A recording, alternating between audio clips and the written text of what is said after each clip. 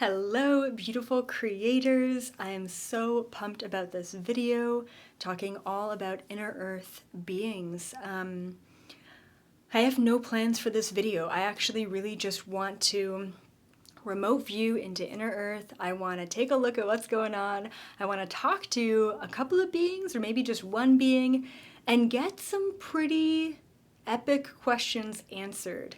I'm just trying to think about what exactly the questions would be.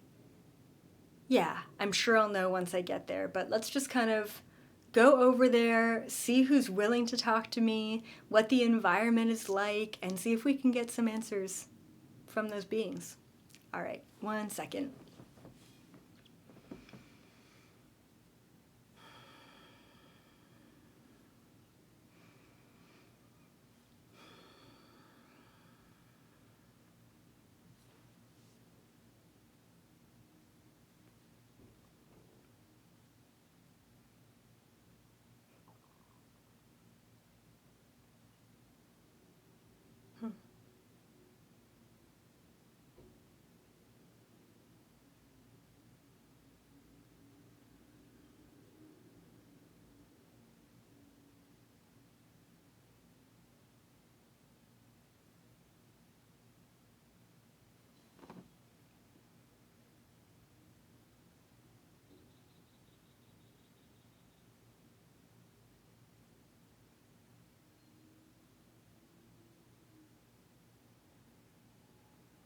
Okay. So immediately when I go down there, I mean, it's really bizarre, but I don't know how else to say this, but I immediately went to a being. I did not expect this at all, like not even in the remotest. I immediately went to and started conversing with a Sasquatch being. I don't think that that's the right word for them, but we would know them as Sasquatch or Bigfoot, looking like a large humanoid, furry type being. And I had to double check that he was in inner earth, and he was. And so he proceeds to tell me, like, how did you even get here? And he said a very long time ago, the whole planet was populated with many of these Sasquatch, Bigfoot type beings, like very intellectual, very like 4D, like almost like an element. I would describe Bigfoot beings like elementals, like they're kind of 4D. Sometimes they're physical, sometimes they're non-physical. You know, it's really cool. So there's apparently hundreds, if not thousands, of these Sasquatch beings in the inner earth, which is it just totally threw me off guard because I just didn't expect it. And I haven't seen them down there before. He proceeds to tell me that they've been interacting with the beings who are in inner earth. They went down there to save their civilization. He said that they've even evolved down there in very different ways. I asked him about like speech or talking, because from what I know, Bigfoot don't really talk or communicate. I mean, I guess in a language that we would understand. I'm sure they have their own language. And the Bigfoot being told me that they never had to develop a language, even in inner earth, because everyone there was pretty well telepathic, because everyone has their own languages down there, like their own kind of more ancient languages. And so I guess they all use telepathy as the form of communicating and connecting. I guess that makes sense, right? So I'm like, okay, that's cool. He also said that he's gotten a lot, well, not him, but their civilization has gotten a lot of shorter. He said that when they originally, and once again, not him, because he's like way, like many generations from when his people originally went down there. But when they did, they were around 10 feet tall. And now he said they're around 6 feet tall. Yeah, and I asked him why they had to evolve into a smaller form, and he said food was more scarce, and he also said that the caves were just simply smaller. So that's interesting. He also said that a lot of their fur has shortened in length. It used to be much longer, I guess, for winters or whatever, but because they don't necessarily have winters down there, and as a matter of fact, where he's staying, it's quite humid down there, so the fur is shorter. He's still pretty furry, but he's shorter. It's shorter. Okay, that's really cool. I just did not expect that. Let's see if he has anything else he wants to mention, and then we can move on to someone else. Because I don't know if he's the one I want to ask about all the stuff. Maybe I could go to like an ambassador or like a government official in Inner Earth. That'd be badass. Okay, one second.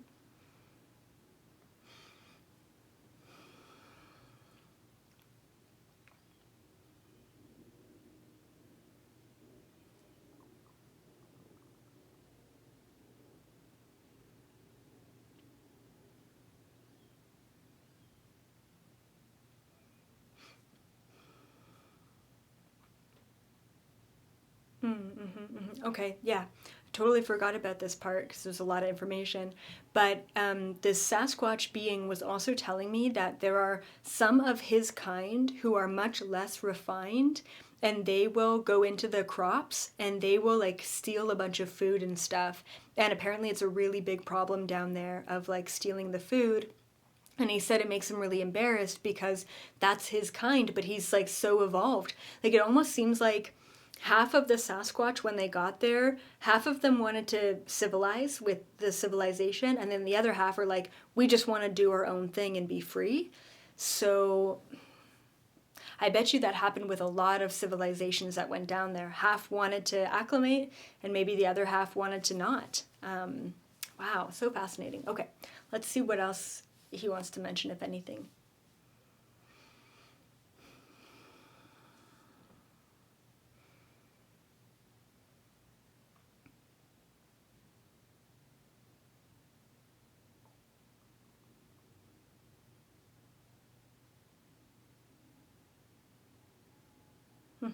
Okay.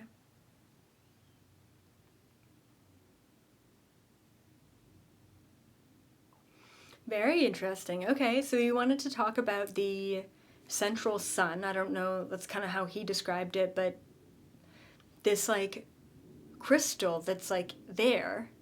And he's in the main civilization that I've been to before. It's huge, it's sprawling. Maybe I'll ask him about the population down there. And oh, yeah, so many things. Okay. So he said that this crystal, it's like a giant crystal that rotates and evolves, and he says that that it's been an obsession for a lot of people, beings down there. And I said, "What do you mean an obsession?" And he's like, some beings are obsessed with stealing it and having it for themselves, and then some beings are obsessed in a way that they have like a little bit of like a religious movement around it, or a little bit of like a, I wouldn't want to call it a cult, but let's say a religion around it or a belief system around it. And then I had to ask about the beings who want to steal it. And he said that they've tried everything in the book and they just can't. They can't even get close to it because it'll burn them. It'll actually disintegrate them. It'll disintegrate them. And I'm like, what? And so I was wondering this. I was wondering if it was hot or that it emitted heat. And it's almost like, it feels like it emits heat, but it's more so about the frequency of the crystal that it'll disintegrate things. Like one of the people that he showed me tried to almost like lasso it, like put a rope around it, and the rope disintegrated, and someone else tried to actually just grab it, and he died or disintegrated. I don't know. Super fascinating. So that's so interesting. Okay. And then what else was he saying with the crystal? Oh yeah. Okay, and then he was talking about the structures. Well, I think I was just curious about the structures, so I asked him, I said, like, what are the structures made out of and how are they formed down there? Because when I'm down there, I see like, it's very similar to planet Earth. Like there's like a sprawling city, and then there's all these like neighborhoods and communities that are outside of the city, and there's like houses, and they all look like houses like we know. And he said every being has its own structure. A lot of the structures were created and developed a very long time ago with interdimensional technology. So he said one of the devices that is used to create the structures is like a how do I call it? Like a material manipulating device. and how he showed it to me is like it kind of melts stone. So a lot of the structures look like kind of old Spanish style, like everything's pretty much rounded, nothing's straight edged. And it kind of looks like concrete. It just looks like stone melted onto each other in a very smooth way. And so that's really interesting. He also mentioned that a lot of the beings have houses that suit what they need as a species because they're such a different species. And then typically the way that, like, I guess the housing market goes is you could either create your own or you can like basically he was saying that typically structures and houses are passed down in families because the family is like the whole family is the same species and they typically need the same thing as the generation before. So that's really fascinating. Okay, I want to ask about currency. This kind of brings up a good question of like, there's food down there, there are houses down there, there's obviously labor involved, there's, you know, what's the exchange? Okay, 1 second.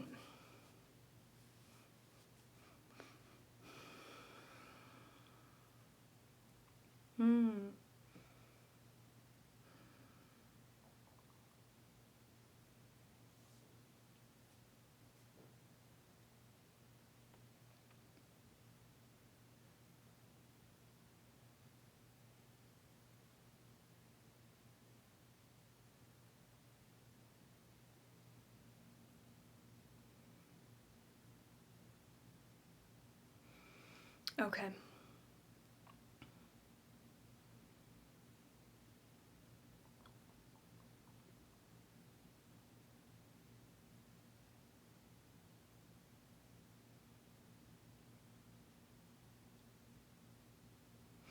It's very interesting. So there is currency down there, which is so fascinating. It's very similar to our currency.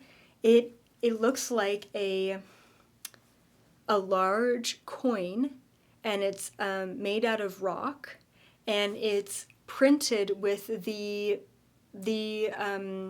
manipulator device, and it has like a certain emblem on it, and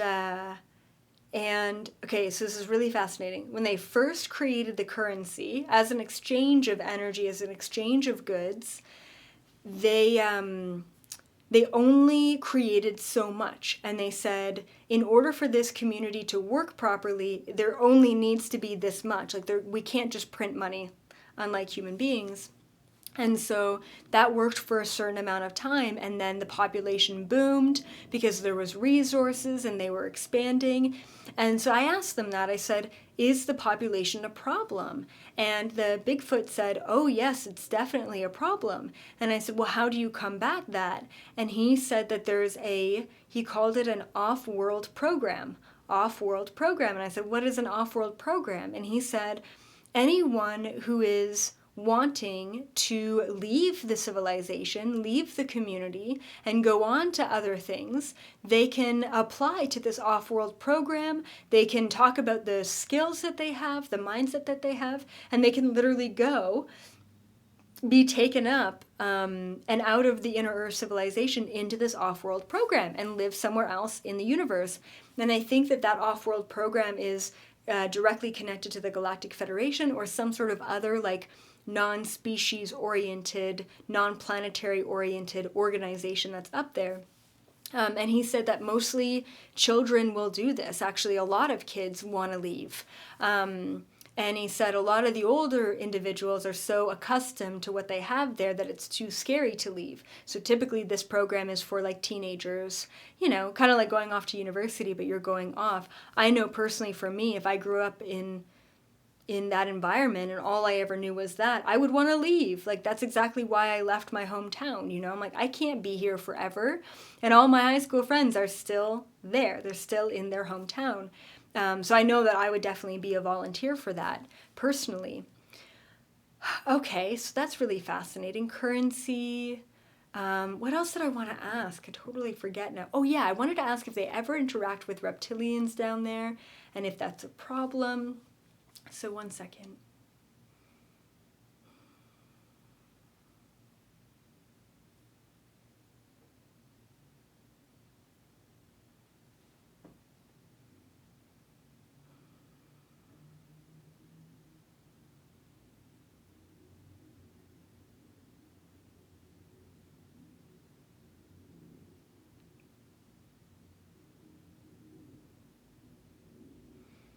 Okay. Okay. So it's not actually, it hasn't been a problem for a very long time. And the reason why it hasn't been a problem is they have treaties, is what he was saying. They have treaties between the Inner Earth civilization, especially that community, I guess, and then the reptilian beings. And so the treaty is that if the reptilians were ever to come in and like steal resources or kill people or basically override this treaty, then that community is allowed to expand into the reptilian space because there's apparently caverns all around the inner earth that are owned by the reptilians, and they would basically be allowed to take that over, and it's basically being held by the Galactic Federation, so they are the ones that are holding it and holding both parties accountable to it. So it hasn't been a problem, so that's really good news. Okay, what else did I want to ask about? Oh, there was something else that just popped in. Oh, population. I want to know what the population is.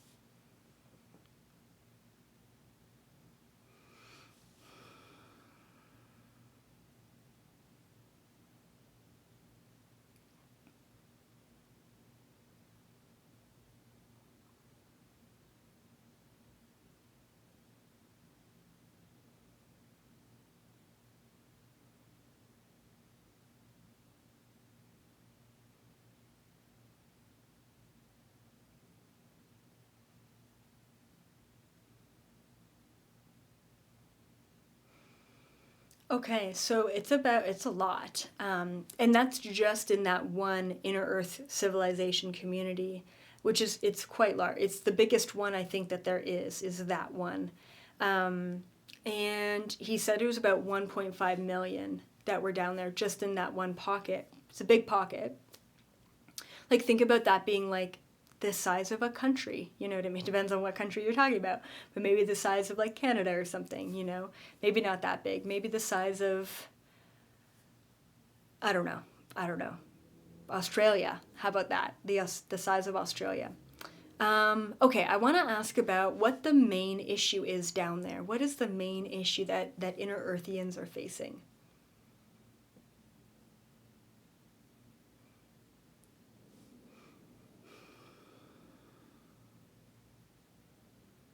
Okay.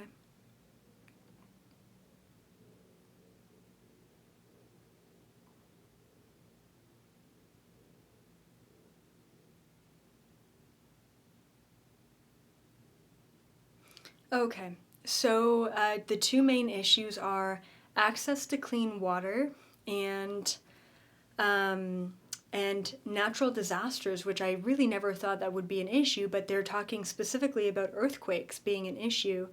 And he even showed me an image of like one of the cave walls cracking, and then them having to use that manipulation device to seal the crack. And that happens often. And I guess earthquakes happen often enough that it is an issue. And then the clean water. So I said, do you not have enough water? And they said, we have plenty of fresh water down here, but we're having an issue keeping up with the demand of people and then also up with the sanitation of the water, of like what's drinking versus non-drinking. And then I want to ask about sanitation. Like, how does that work? Like, I can't imagine that they have running taps. I don't know. I don't know. Let me ask.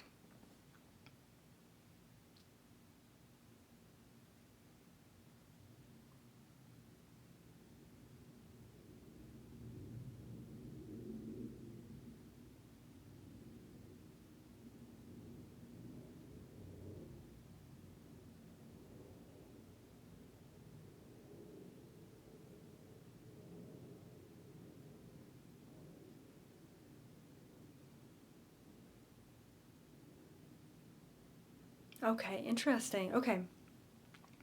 So there are running taps, but the majority of the cities have like public places where you can bathe and where there's running water accessible. Some of the new homes have that. And I had to ask about the mechanics behind running water. I said, how does that even work? And he showed me like a pipe, I guess, like a pipe for the water. Um, and there's a device, like, I don't know, it looked like a metal cylindrical thing that the pipe goes into and the pipe comes out of. And I said, well, what is that? And he said, this is what pumps the water. And there's a bunch of like running streams and rivers and even lakes down there. So they've got access to quite a bit of water. And what else did, oh yeah, so he said that the central sun mechanism fuels the electricity, I guess, for these functions. But it does it wirelessly, which is really cool. I did ask if there's any like harm to the electricity coming from the central sun, if there's any harm about that being wireless, and he said if anything it's a benefit to society and we very rarely get ill or sick down there. But he's also saying that it took a long time for them to get to that place because with all of the different species down there, it was just very like, whether it be territorial or like there was a lot of things that were exposed to a lot of them for quite some time that made them, a lot of them ill. And now it's almost like they've all got the antibodies for every species because they've all been interbreeding this entire time. I want to ask about that. I want to ask about interbreeding. I guess we're just going to stick with the Sasquatch because he apparently knows a lot. Maybe I'll ask him what he does for a living because I always find that interesting.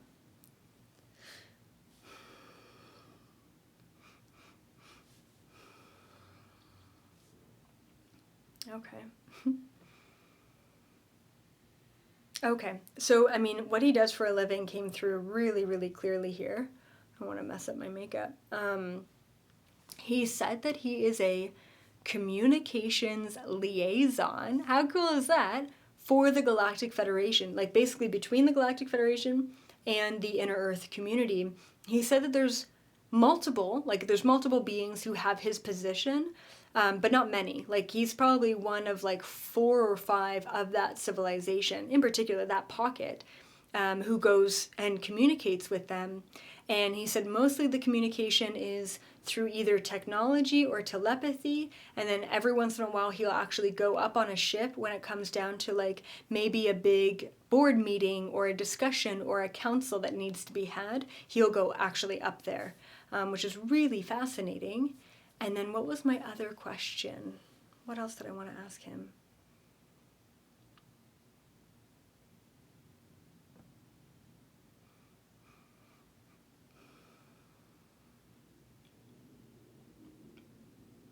Oh, yeah.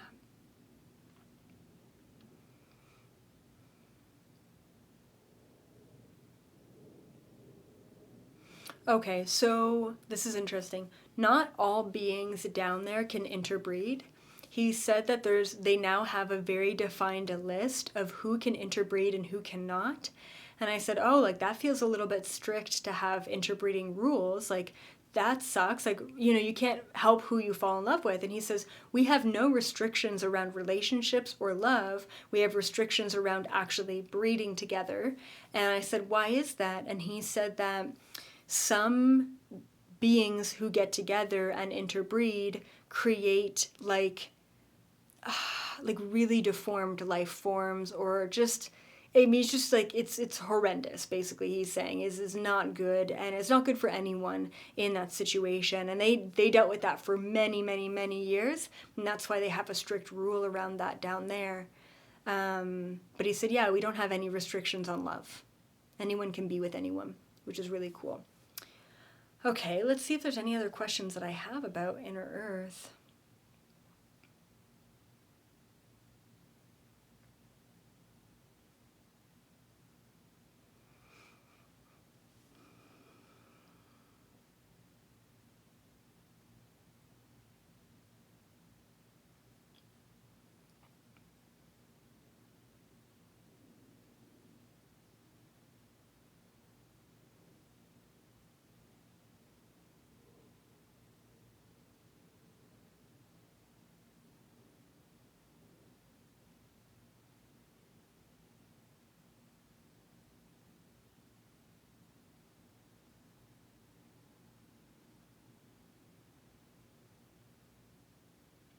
Okay, so I asked the question, is there ever any war down there?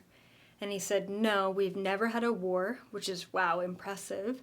He said that we have had fighting, but never something like a war, like everyone against everyone. he said these days it's really peaceful down there, other than maybe the odd Sasquatch running in to grab some corn or something. And what else did he say? So there's no war. Oh yeah, I asked what their government system is like down there, and he said that there's like something like we would call like a president, but there's like 5 of them, and they're all appointed by everyone.